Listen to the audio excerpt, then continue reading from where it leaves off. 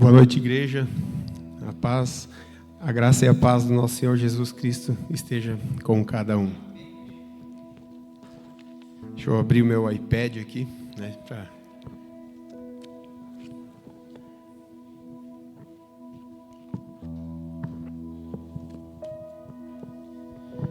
Sempre que a gente tem a responsabilidade de trazer uma palavra, a gente tem a preocupação, não sei se a palavra certa é preocupação, mas é buscar no Senhor qual é o tema, qual é o assunto, né? E o Senhor, na sua misericórdia, Ele fala com a gente. E às vezes é um tema difícil de falar, às vezes é uma palavra dura, às vezes precisa coragem, né?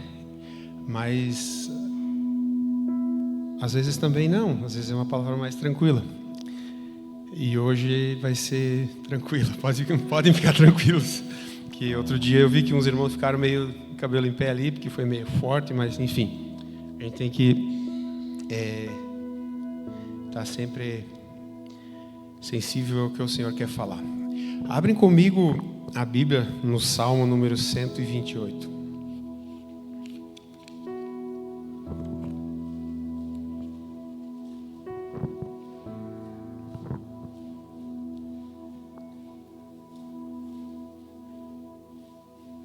Hoje não tem aquele data show ali, né? Tem que folhear mais a Bíblia, então.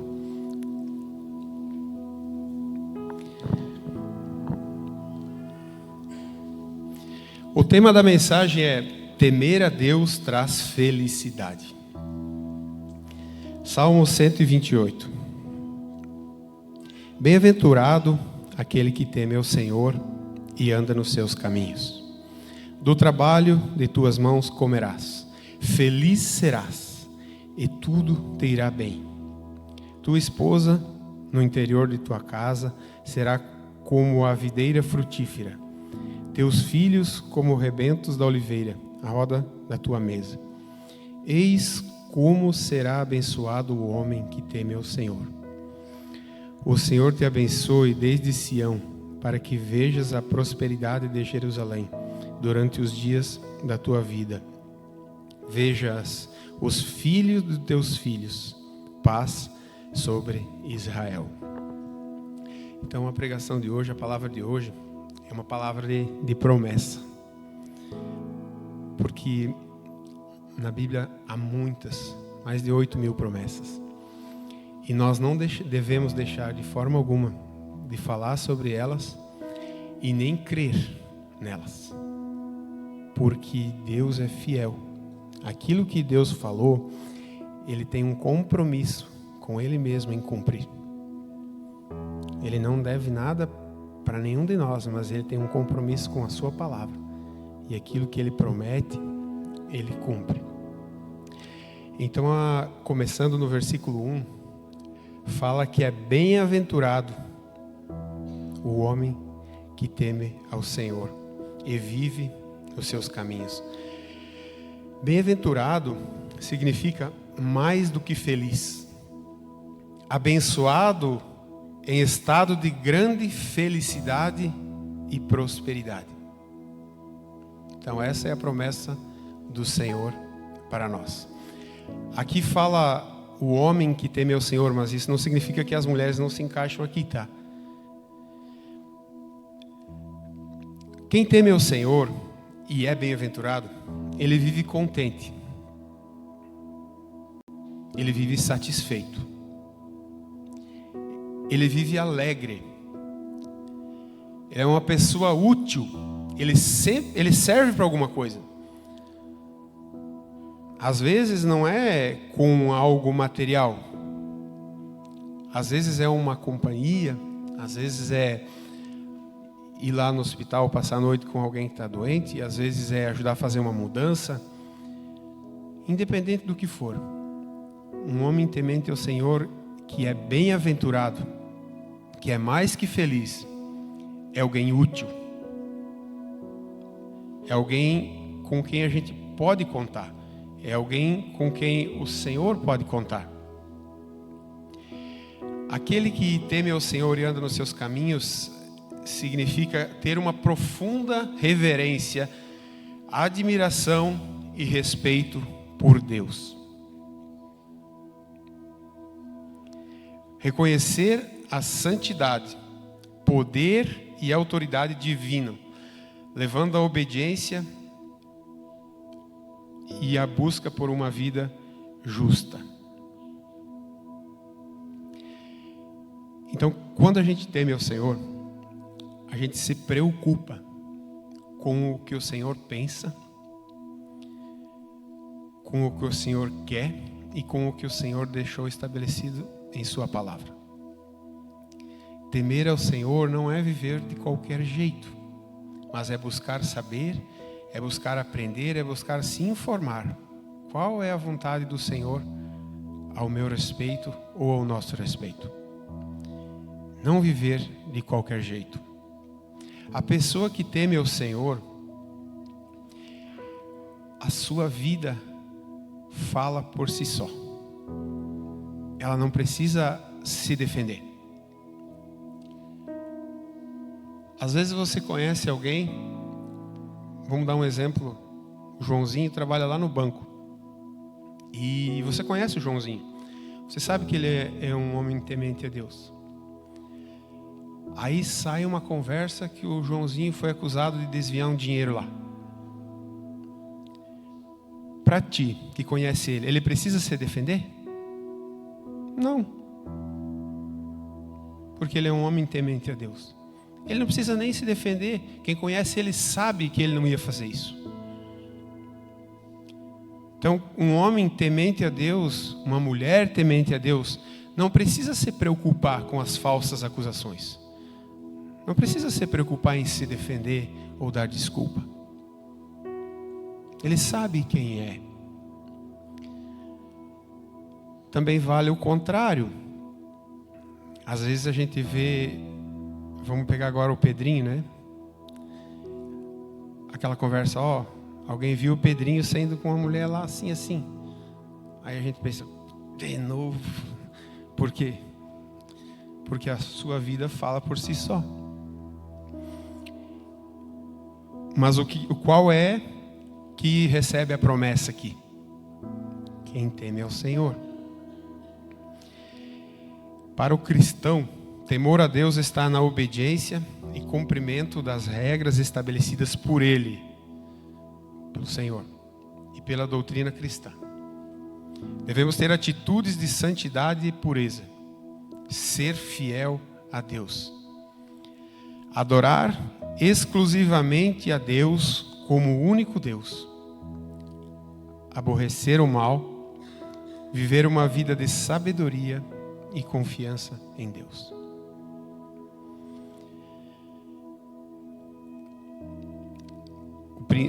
Como fala naquele versículo, né? O temor de Deus é o princípio da sabedoria.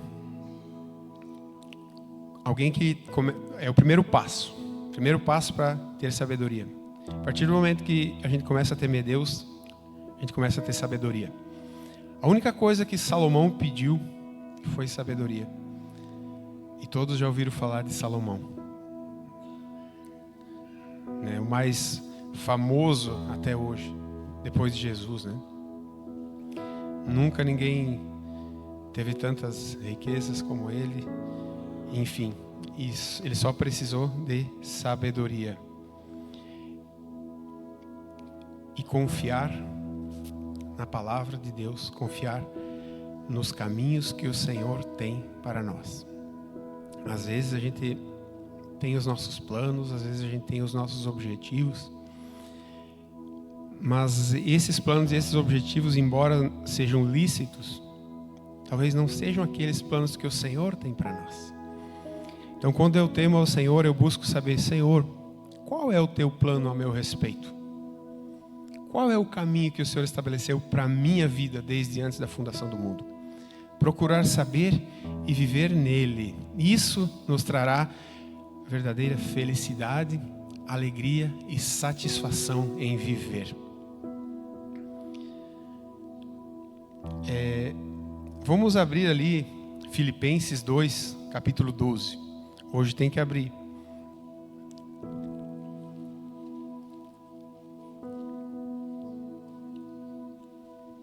Ah, agora tem? Não tem lá, mas aqui tem.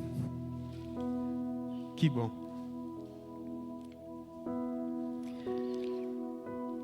Assim, pois, amados meus, como sempre obedecestes, não só na minha presença, porém muito mais agora na minha ausência, desenvolvei a vossa salvação com temor e tremor. Sabe o que é interessante aqui? Sabe o que me chamou a atenção aqui? Que não está falando que é para desenvolver a salvação com fé e amor.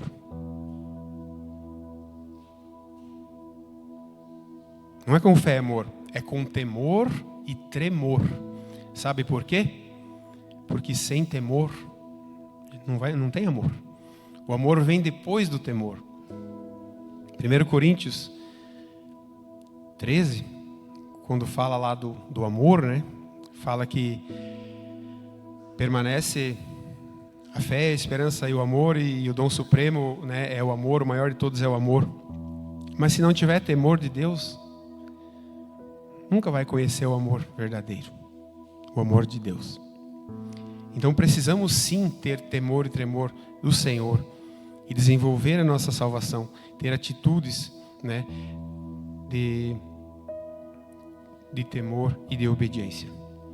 Outro versículo que a gente aprende muito, Hebreus 12, 28 e 29.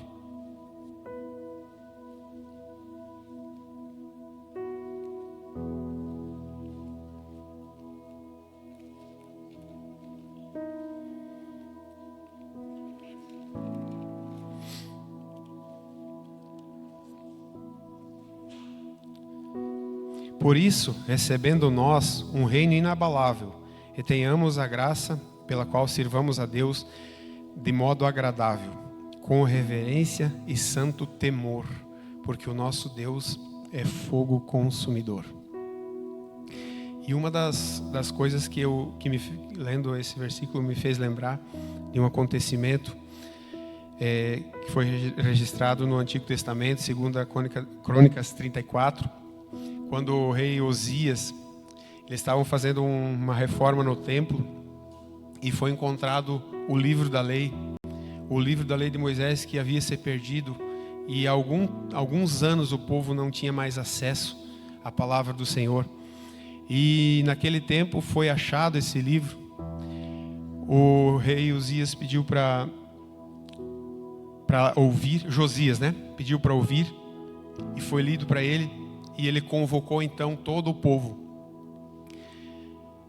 Ele ficou tão pasmo com o que estava escrito e como eles estavam vivendo diferentes e fora daquilo que era o padrão estabelecido por Deus, que ele rasgou suas vestes, se arrependeu, convocou todo o povo, e a Bíblia diz que eles ficaram de manhã, ficaram em pé,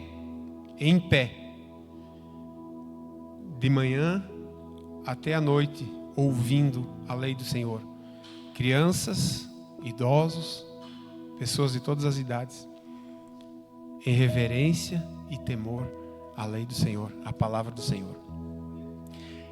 Então, não é algo que a gente tem que ter medo, mas a gente tem que ter reverência, a gente tem que ter temor, porque Deus não é qualquer um. Hoje, uma pessoa que tem uma certa autoridade política ou judiciária, alguma coisa assim, um juiz, tu não pode se apresentar diante dele de qualquer forma. Eu não sei se hoje já pode, mas eu sei que um tempo atrás tu não podia ir diante de um juiz de boné, de havaianas, porque ele era alguém, uma autoridade. Agora imagina Deus, que criou todas as coisas, que quando não existia nada, ele já era, e ele vive para sempre, e não depende de ninguém para ser Deus. Será que a gente pode tratá-lo de qualquer forma? Então, a partir de agora, vamos pensar um pouco sobre isso. E às vezes, pensar por que algumas promessas do Senhor que eu creio, mas não estão acontecendo na minha vida. Será que pode ser falta de temor da minha parte? Vamos meditar sobre isso, porque a nossa vida pode mudar a partir desse entendimento. Eu quero dar um testemunho pessoal de algo de um erro que eu cometi e que Deus não deixou passar em branco. Eu já tinha uns 3 ou 4 anos que eu era cristão dedicado, cristão temente a Deus, fiel com o Senhor. E naquele tempo a minha vida financeira travou de um jeito que não tinha explicação. Por mais que eu trabalhasse muito, hora extra, me esforçasse, não ia. E eu logo percebi, tem alguma coisa errado. Porque até agora, tudo o que eu fiz em obediência à palavra, Deus foi fiel em cumprir. Por que agora não está acontecendo? Deve ter alguma coisa errada. E não é com Deus, deve ser comigo. E eu orei com sinceridade. Senhor, me mostra.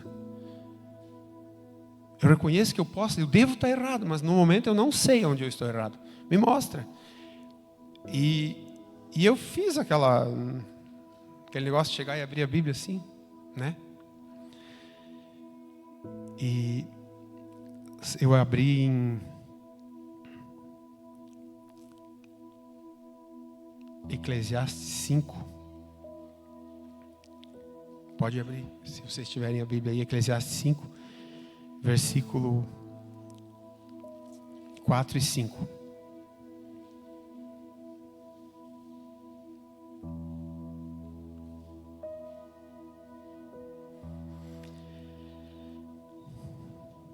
Quando fizeres voto a Deus, não tardes em cumpri-lo, porque não se agrada de tolos. Cumpre o voto que fazes. Melhor é não fazeres voto do que fazê-lo sem cumprir. Irmãos, eu lembrei na hora qual era o problema. Lembrei na hora. Eu tinha feito um voto de tolo. Eu tinha prometido algo para o Senhor e não tinha cumprido. Mas eu não fazia a mínima ideia que o Senhor levava tão a sério isso. Eu não fazia a mínima ideia que o Senhor levava tão a sério a palavra dele. Eu até vou contar o que foi.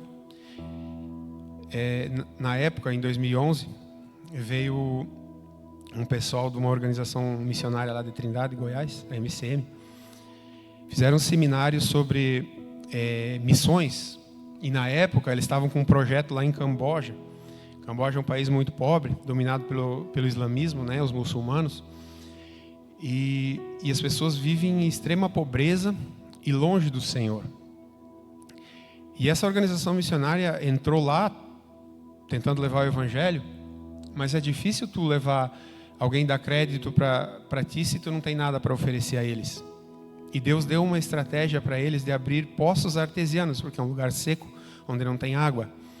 Então eles estavam abrindo poços artesianos e trazendo água para o povo, para todos, e a partir dali então evangelizando eles. E eles estiveram na nossa comunidade na época com a intenção de arrecadar algumas ofertas a fim de fazer mais poços. Eles queriam fazer 3 poços na época. E eu fiquei muito tocado com aquilo. Eu sempre tive assim no meu coração um amor pelos perdidos e principalmente por esses povos que já nascem em uma sociedade que nunca ouviram falar de Cristo e que estão se perdendo. E a mensagem também foi muito impactante do pregador daquele dia. E eu pensei, eu não tenho dinheiro nenhum para mim ofertar. Eu não tinha mesmo dinheiro. Mas a única coisa que eu tinha era uma moto na época. A única coisa que eu tinha quitado era uma moto. Falei, Senhor, vou vender a moto e vou... Porque se uma alma lá for salva, já vale muito mais do que uma moto. Uma moto eu compro outra depois. Mas olha só como são as coisas. Aí tinha um irmão que congregava com a gente, que tinha uma loja. No mesmo dia eu chamei o irmão lá. A minha moto na época era uma Tornado, na época era uma moto, ó, legal. Ela valia, eu acho que uns 7 mil, mais ou menos, 6.500, 7 mil. Aí eu chamei o irmão, ó, assim, ó, compra minha moto aqui, eu quero dar uma oferta. Ele falou assim, olha, para mim comprar a tua moto vai ter que ser naquele preço lá, que eu pago lá, não vou pagar o preço dela. E eu até fiquei meio indignado com o irmão, pensei, pô, o irmão, em vez de contribuir com a obra, não, né, só pensa em ganhar. Na verdade, ele estava certo, né? Era eu que não entendi. E eu peguei e fiz os anúncios na época num jornal aí que tinha uns anúncios, balcão de negócios, e tal, e anunciei, e nenhum ligou para comprar moto. E daí eu pensei, não deve ser de Deus. E fui ficando com a moto, fui ficando. E quando o Senhor falou comigo que eu tinha feito um voto de tolo e não cumprido, eu fui lá, nos 3 lugares. O que mais me ofereceu foi 4.500, uma moto que valia 7. Eu vendi a moto, fui lá e fiz a oferta. E a partir dali as portas se abriram novamente. Então o que eu quero que os irmãos entendam? Não façam um voto de tolo. Se é para fazer um voto de tolo, não fala nada. Não promete nada. Mas se prometer, cumpra. Cumpra. Porque o Senhor leva ao pé da letra a sua palavra. Então agora, depois de dar uma introdução em relação a temer a Deus, vamos falar das promessas contidas nesse salmo. Porque nós aqui na comunidade, a gente prega sobre todos os assuntos. A gente prega sobre pecado, sobre arrependimento, sobre salvação, até sobre inferno a gente prega aqui. Mas a gente também prega sobre prosperidade, porque prosperidade é bíblico. É verdade que por aí afora só se fala de prosperidade, só se prega sobre prosperidade. Leva para um extremo, né? Mas não quer dizer que nós não acreditamos. Nós acreditamos porque está na palavra. E aqui é uma promessa. Então, no capítulo 2, do Salmo 128, do trabalho de tuas mãos comerás, feliz serás e tudo te irá bem. Então, do que está falando? Está falando de prosperidade. E o que é prosperidade? É ser bem-sucedido em tudo o que você faz. Em absolutamente tudo. Tudo o que você faz, tudo o que você coloca a mão, você vai ser bem-sucedido. Vai dar certo. Isso significa prosperidade. E é uma promessa. Para quem? Para quem teme ao Senhor. Está escrito, feliz serás. Quem aqui gostaria de ser feliz, dá um glória a Deus. É uma promessa, ser feliz é uma promessa. É verdade que a gente passa por momentos difíceis. É verdade que tem dias de tristeza. Com certeza. Mas, no geral, o Senhor deseja que nós sejamos felizes.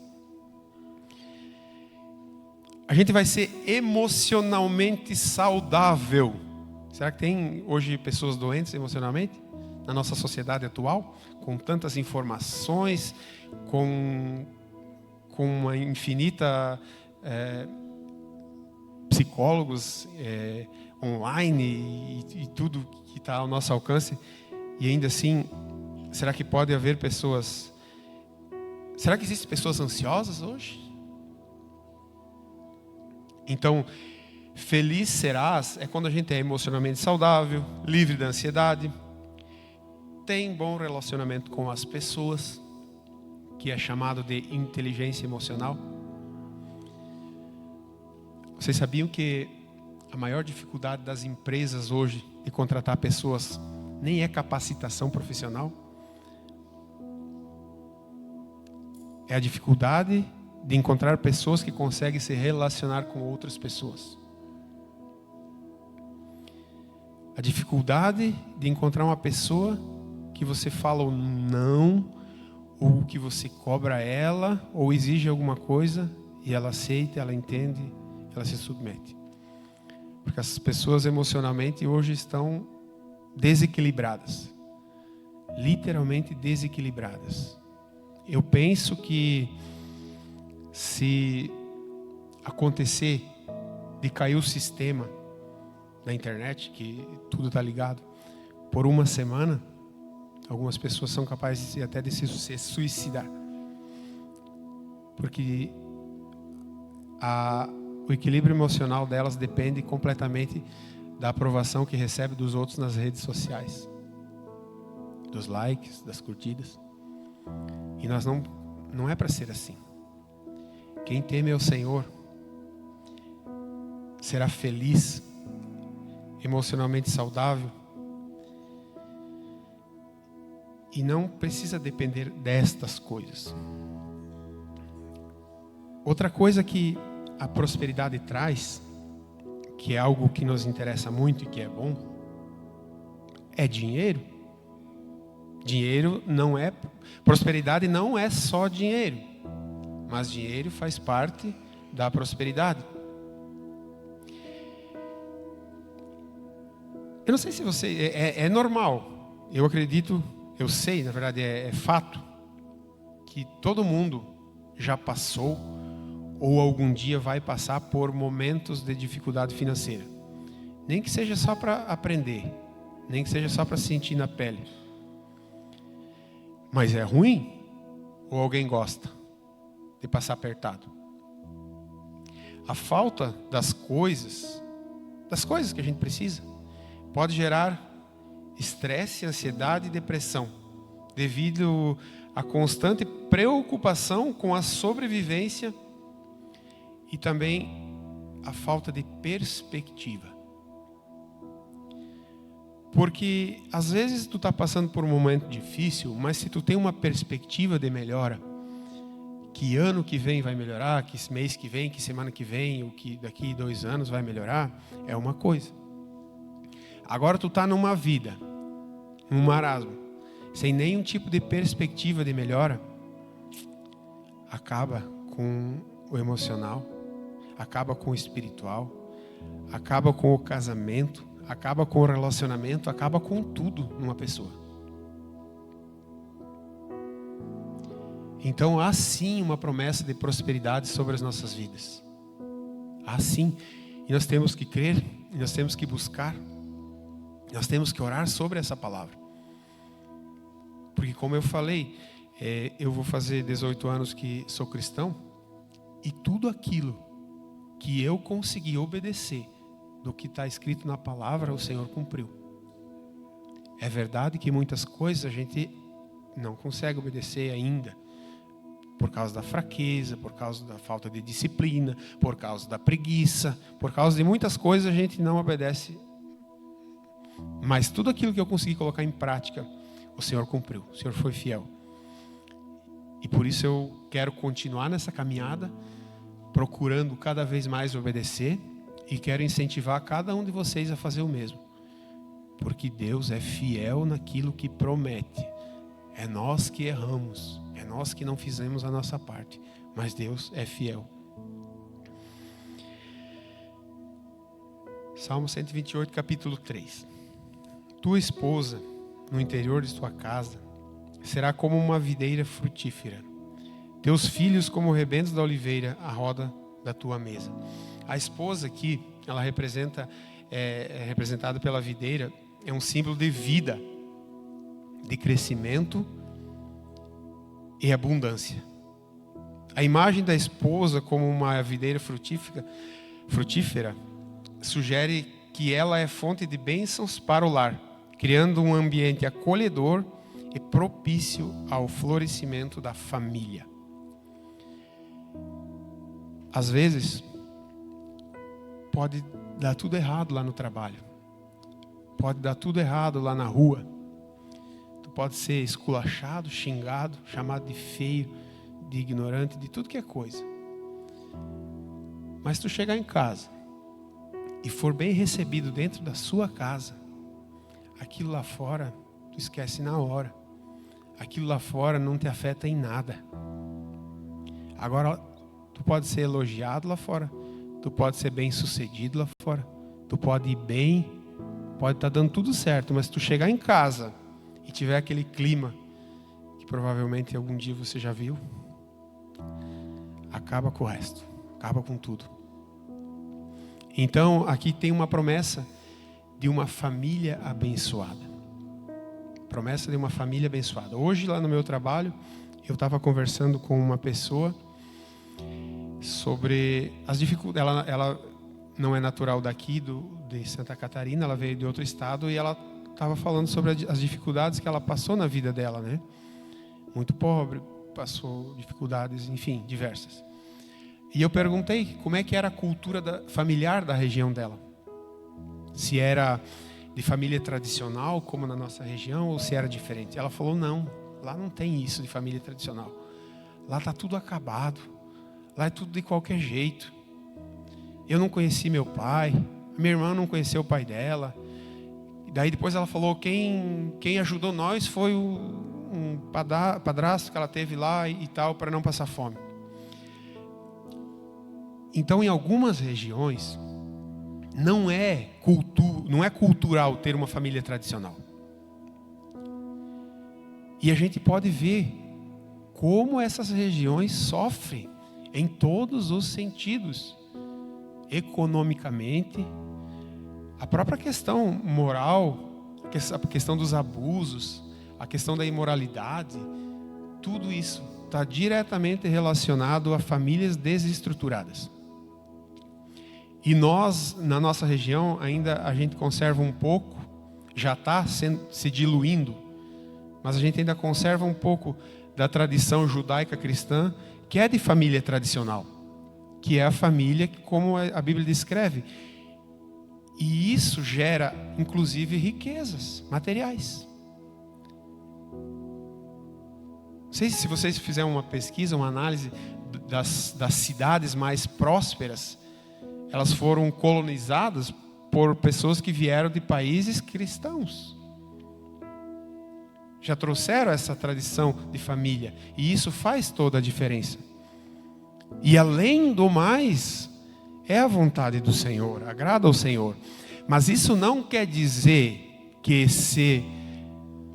pode ter acontecido de você ter nascido numa cultura diferente ou em uma família desestruturada que tudo está perdido. Não, de forma alguma. A palavra do Senhor é muito clara. Deus é um pai perfeito. Se você não teve um pai exemplar, Deus é um pai perfeito. Se você não teve uma família exemplar, a igreja deveria ser uma família para você. Nós deveríamos ser como uma família para você. É verdade que nós erramos, mas estamos tentando acertar. Não está tudo perdido. Se você não teve uma família até agora, você pode formar uma família a partir de agora. As suas próprias gerações podem ser diferentes e abençoadas. É promessa do Senhor, e o Senhor dá graça para que você cumpra isso. Precisamos sim tomar posicionamento, tomar algumas decisões. Mas ainda existem exemplos. Ainda existem famílias modelos. Ainda existem, graças a Deus. E eu profetizo em nome de Jesus que vão existir mais ainda. Você que é jovem hoje, que ainda é solteiro. Você que é um moço, que é solteiro. Tema o Senhor.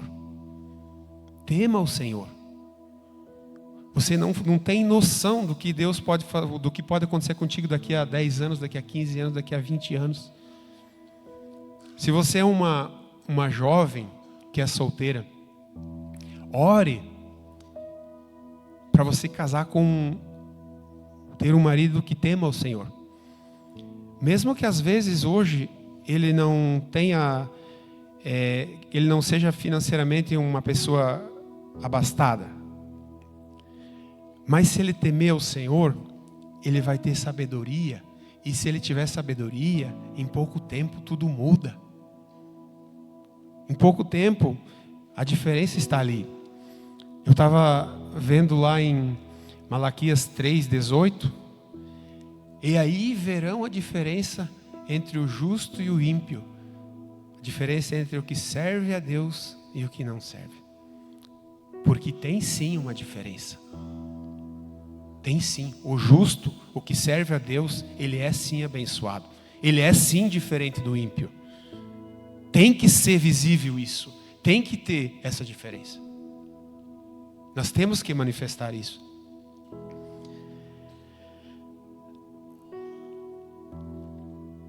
Os filhos são vistos como fonte de prosperidade e alegria no lar.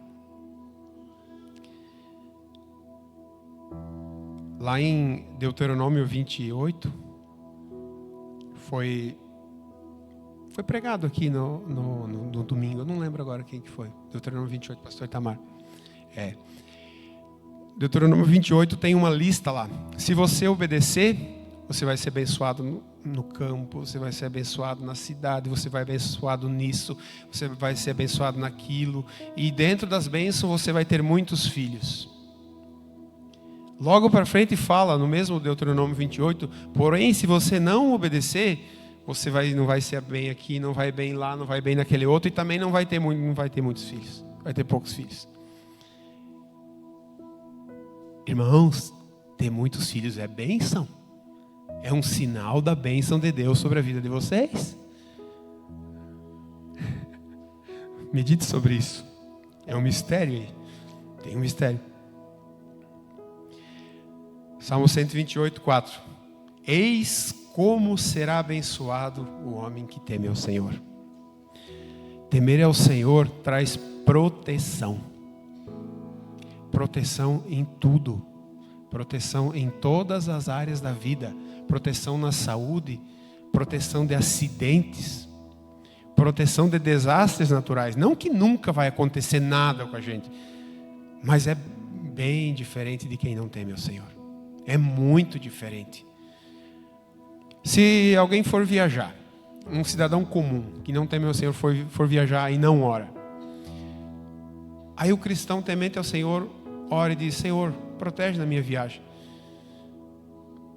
Será que qual é a probabilidade de um e de outro sofrer um acidente?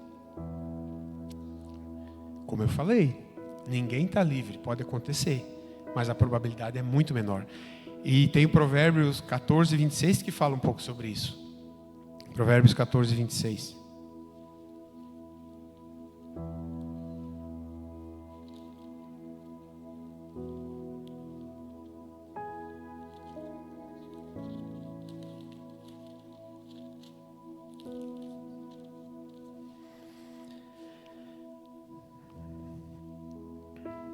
No temor do Senhor tem o homem forte amparo, e isso é refúgio para os seus filhos.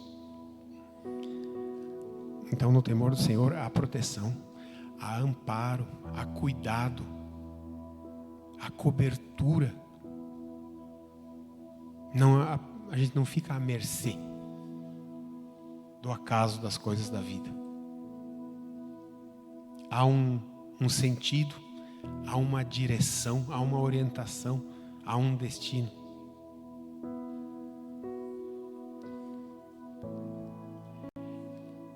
Salmo 128, 5 e 6. O Senhor te abençoe desde Sião, para que vejas a prosperidade de Jerusalém durante os dias da tua vida. Veja os filhos dos teus filhos, paz sobre Israel. Então a bênção de ver a prosperidade de Jerusalém, que era o centro religioso e político de Israel, mostra a importância de pertencer ao povo de Deus, a pertencer a alguma coisa. E o povo de Deus não é qualquer coisa. Na época o povo de Deus era o povo judeu. Hoje o povo de Deus é a igreja. E hoje pertencer à igreja é mais do que qualquer coisa, é tudo. Faz toda a diferença. Tu ter a quem pertencer, tu ter um lugar ao qual pertencer. Às vezes tu está doente, muitos não têm familiares perto. Busca amparo na igreja. Coloca pedido de oração na secretaria ali. É verdade que alguns não oram, mas eu tenho certeza que muitos oram. E Deus atende. Deus atende. Então você é uma família, é uma segunda família, é uma extensão da família, na verdade, a igreja. Ver os filhos dos seus filhos é uma bênção especial, pois significa a longevidade da família e continuidade da fé através de gerações. esse Salmo 128 que a gente leu, ele enfatiza a importância da família e do lar. E como a fé em Deus traz alegria e prosperidade para a vida familiar. Esse mês nós estudamos no GA sobre o corpo de Cristo, sobre a unidade do corpo de Cristo, sobre a igreja no geral. E eu falava no último dia, lá no nosso grupo, que a família, ela é uma referência para a igreja. Não só para a igreja, para a sociedade também, é claro, mas principalmente para a igreja.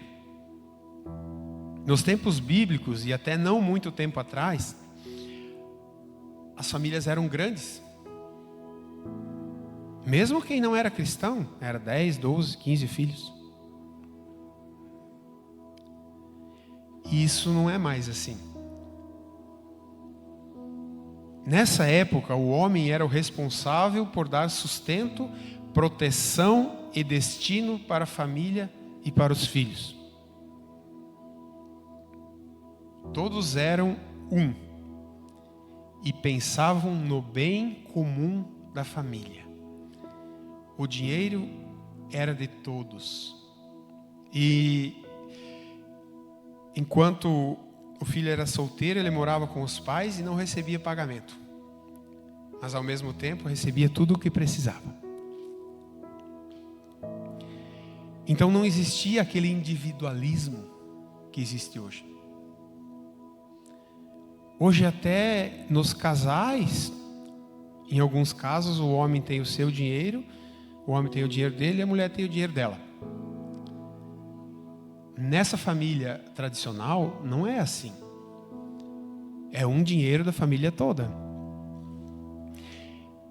E vindo com uma cultura assim, é mais fácil nós sermos igreja. Nós termos o mesmo pensamento como o corpo de Cristo. Nós pensarmos no mesmo propósito. Agora, se nós não temos uma referência familiar, se nós não temos uma referência de unidade, de sujeição a um líder, de alguém que dirige, de alguém que é responsável, porque o líder não é só aquele que dá a direção, mas ele também é responsável pelos liderados. Se a gente não tem uma referência nesse sentido, fica mais difícil para a gente. É bem mais difícil. Então nós temos que procurar, da melhor forma possível, manter o padrão de família tradicional, o padrão de família cristã, para que a gente seja feliz, bem sucedido em tudo que faz, para que os nossos filhos possam dar continuidade e para que a igreja também permaneça, cresça, se multiplique e o reino de Deus seja estabelecido. E também essa falta de referência na família, ela traz crise de identidade. E hoje nos adolescentes,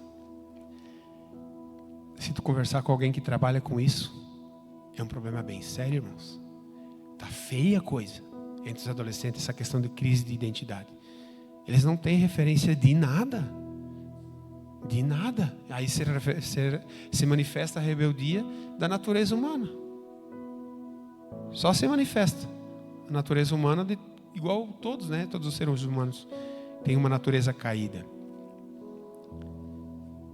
Então nós precisamos ser referência e nós precisamos ter atitudes, posicionamento em direção à palavra do Senhor.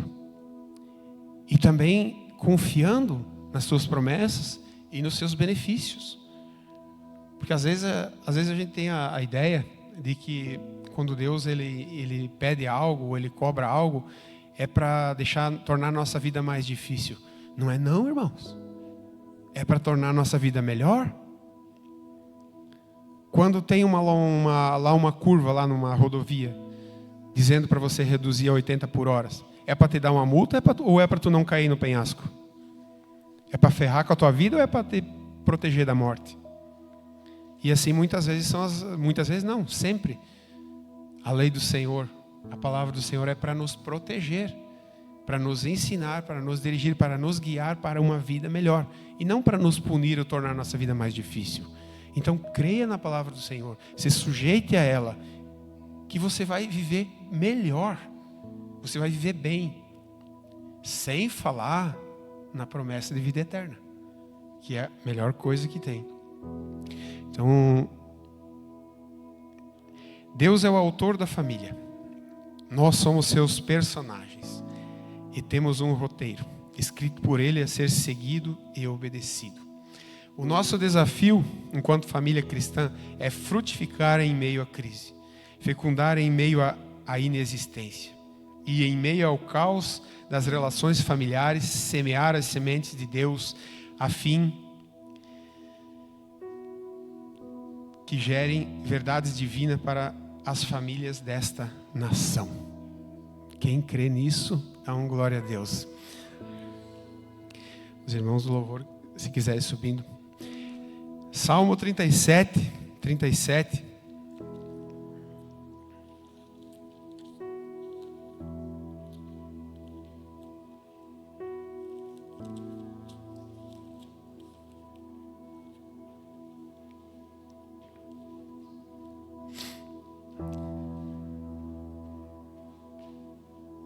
Observa o homem íntegro e atenta no que é reto. Porquanto o homem de paz terá prosperidade. Então, quem terá prosperidade? O homem íntegro. Aquele que atenta ao que é reto. O homem de paz. Então, os mandamentos do Senhor são ruins ou são bons? Vale a pena nós meditar neles e buscar obedecer ou não? Eclesiastes 5:19.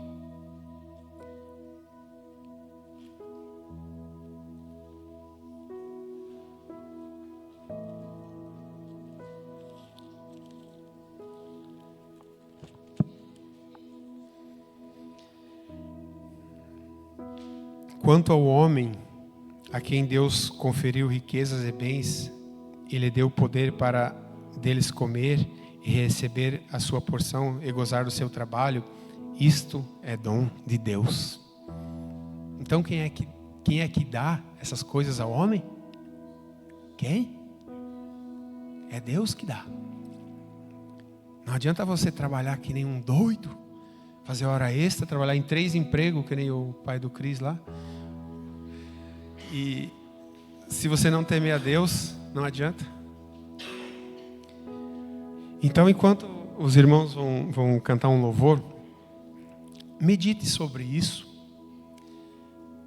E se você ainda não tomou uma decisão de se posicionar em relação a temer a Deus, em relação a seguir a Deus, em relação a entregar sua vida completamente, em relação a crer em suas promessas e viver uma vida diferente, faça isso enquanto os irmãos cantem.